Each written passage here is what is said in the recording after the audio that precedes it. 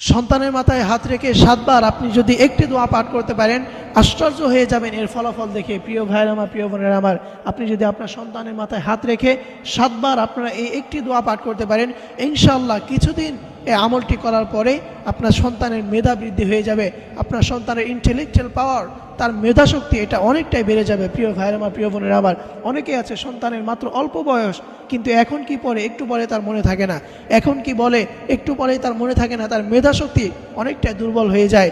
এই জন্য প্রিয় ভাইয়েরা আমার, প্রিয় বোনেরা আমার, আপনাদেরকে বলছি আপনারা আপনাদের সন্তানের মাথায় হাত রেখে এই একটি দোয়া 7 বার পাঠ করবেন। এটা যদি আপনি কন্টিনিউ করতে পারেন, কিছুদিনের ভিতরে আপনি এর ফলাফল দেখতে পাবেন। প্রিয় ভাইয়েরা আমার, প্রিয় বোনেরা আমার, সেই দোয়াটি হচ্ছে ইয়া আল্লাহু ইয়া বাররু।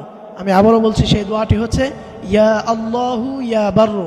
এই দোয়াটা আপনারা সন্তানের মাথায় হাত রেখে হাতে গুনে গুনে 7 বার পাঠ করবেন। এটা আপনি কন্টিনিউ কিছুদিন করবেন, দেখবেন অল্প কিছুদিনের ভিতরে